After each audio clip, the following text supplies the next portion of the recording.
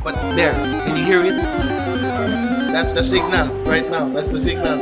We're coming in. We're coming in close to our first interview for today. And without further ado, I'd like you to welcome the guys from GameAko. Round of applause.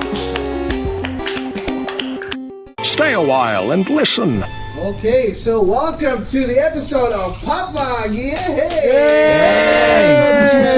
And we are here with the boys of GameAko. Let's all welcome for our first guest. Let's why don't you introduce yourselves? I cannot have the opportunity, guys. You guys know me. I'm Gori, but I will not rob them of the opportunity. I think I mentioned the name already, but I'm not going to rob them of the opportunity to introduce themselves.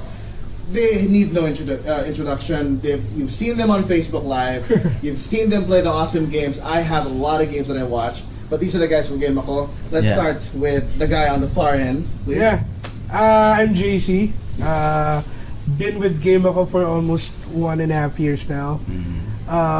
What else? I usually play action adventure games, a bit of RPG on stream, but I do grind RPGs almost every night.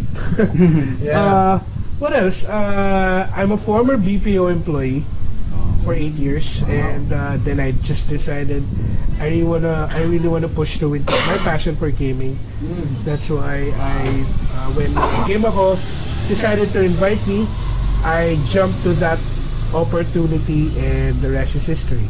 So here I am. Very hard to top up. Okay, alright, go. Thank you, JC. Thank you. Alright, moving on to the other end. Hi, I'm Chino. Actually, I've been with the GameAko just mga ilang months lang din. The newest member. Yeah, he's the newest member actually. But yung gaming history ko is sobrang tagal na. I've been playing games since I was a kid. Unang console ko was Nintendo Entertainment System. But even before that, yung mga brothers ko, they had family computers, Atari. So I used to play Pitfall, Pong. Wow, Yeah. second gen. Second gen. Yeah, right. Tapos, yung love for gaming, we just evolved. Yeah. And dati, hindi ko pa nakakuha yung mga dati kong gustong consoles. But of course, ngayon medyo matanda na. Yes. I have the opportunity to get PS4, pero dati PS2, sobrang hindi ko pa nakakuha. So, I'm just grateful, of course, to be with GameAko. The first time that I talked to them actually was with Jobs, yung isang founder namin. And I expressed my interest in joining and writing hopefully for the GameAko, mga reviews, mga ganyan. And yun, Actually, you started as a writer. Yeah. He started as a writer on GameAko. I started as a writer, and I'm still part of that naman. But just recently, actually last year, November, December, I started my streaming career with GameAko. Because someone's complaining Chino is not active. Oh, yeah. So that's why you're forcing Chino. Chino, you have to stream right now.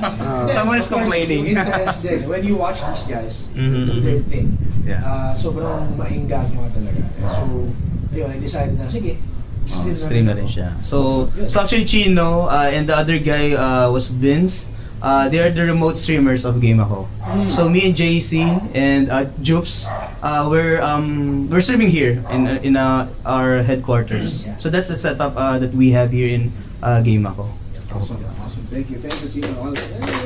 Wow, galing. And then finally, last but not least, we have this guy who wears Supremo. Grabe siya. Anyway, hello guys, I'm Rob. So actually I'm the currently what do you call this Sabihin mo na, nahiya ka pa eh. actually I'm taking the lead on GameAko right now. So since Jupes is having his leave, and I've been to GameAko actually just like JC. Just like Halos JC. sabay lang tayo. Halos sabay. JC was first joined to GameAko, and then I was what do you call it? 2 months after. Yeah, 2 months after. And then since then I've been to GameAko. We're streaming, we do podcasting. Yeah, and actually my day job is I'm a programmer. Yeah, so that's what I do in my day. And I just recently got what do you call this? Have a job, day home job.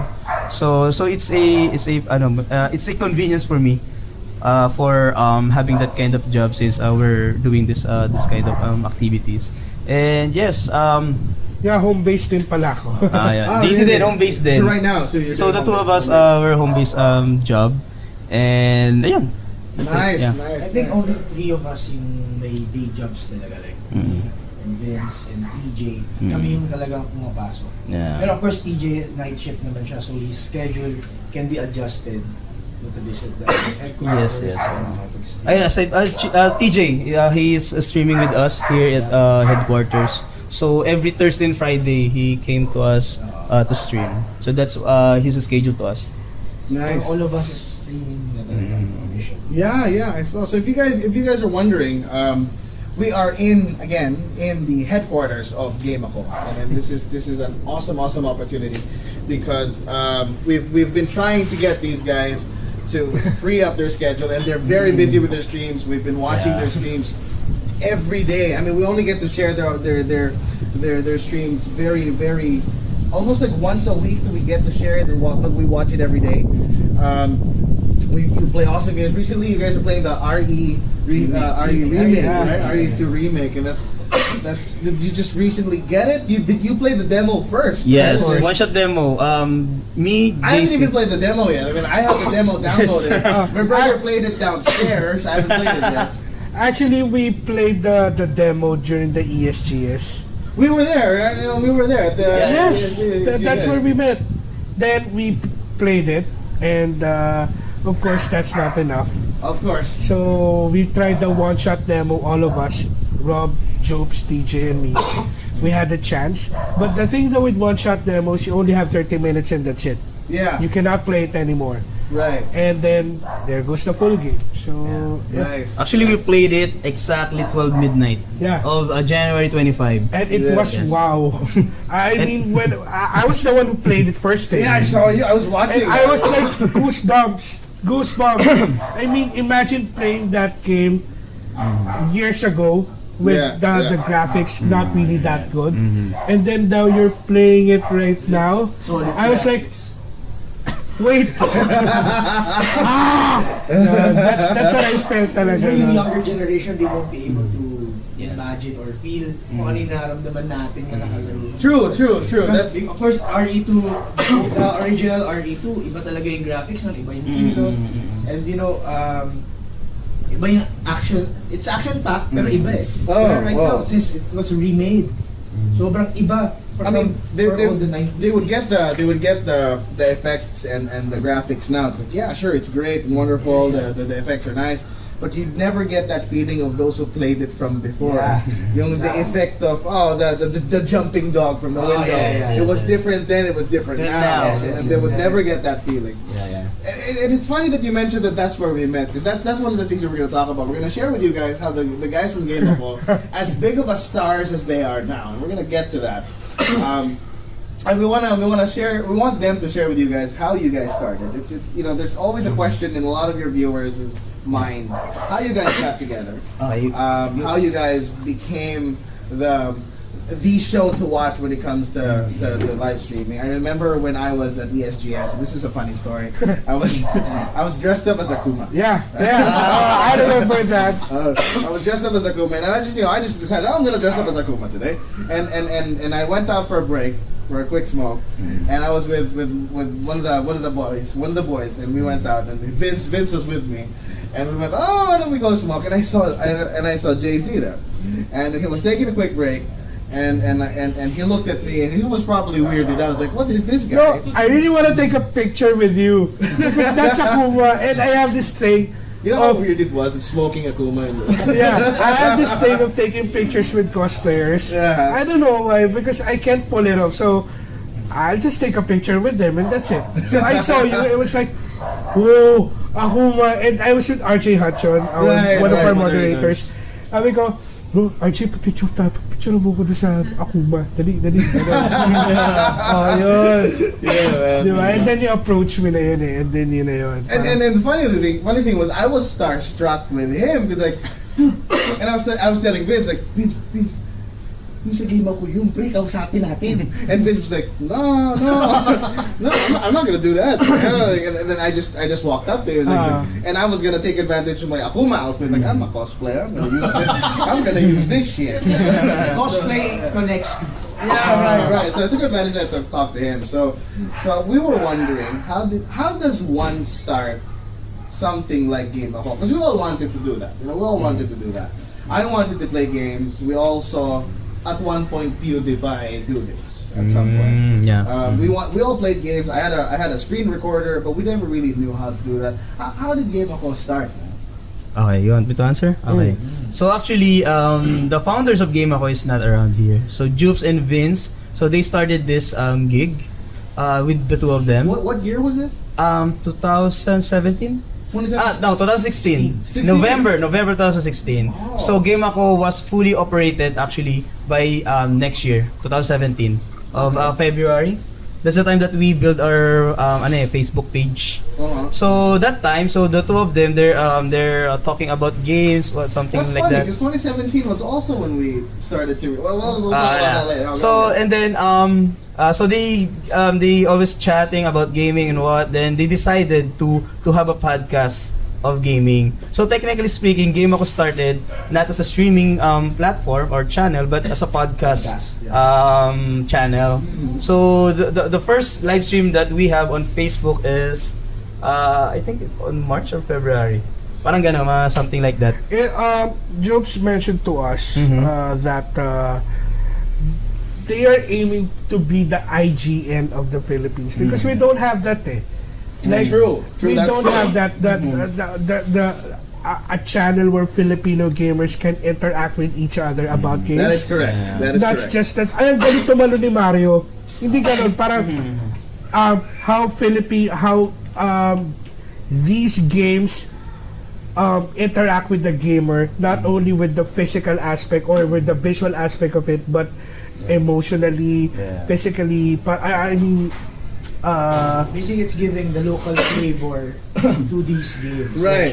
Right. I mean, the objective was to inform people that There's how more. there's more beyond gaming. Yes. I mean, on podcast we talk about the business of gaming, the companies involved, the developers, the publisher, what are their connections. So those are the things that most of the people here in the Philippines, especially in gaming, they don't really know about those things. So that's why those are the content that we really want to push through. That's true. With our podcast. When I just to share with you, so my bit was Gori-Gori Gaming, and I thought that's right. There really isn't a solid gaming community that's thriving in the Philippines, and that's great that you guys started and you guys are leading the way into it.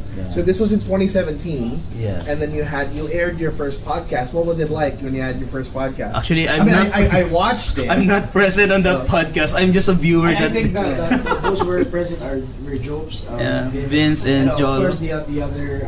So what was it? What was it then? I mean, how was it then compared to how it's so now? different right now. So really, Production wise, so different. Talaga. Even Tell us about it. yeah, actually, the first setup that they had, Jobs using his Mac that time. So the camera from the Mac and the what they call this, the mic, the built-in mic of the Mac. Yun yung ginagamit nilang for everything for the podcast. And then Skype lang yun. and Skype. Vince was he's away somewhere and Oh really? So Yeah. it's really just like a Skype call. yeah, Skype call. It's not a physical like this Oh, that that's cool. That's So cool. if you saw the first episode, parang si Vince nasa ibang bansa. Yeah, I saw it. Yeah. Sige, Okay. And then, and you talked about, I remember watching it. It was really more of an introduction to things and how you're introducing the gaming industry to the Philippines. And I think the topic there was yung Nintendo Switch. So it's just a news. But is it podcast. worth getting a Switch or something? What is it to look out for? Yes. Unboxing for it. Yeah, unboxing. Unboxing the Switch. And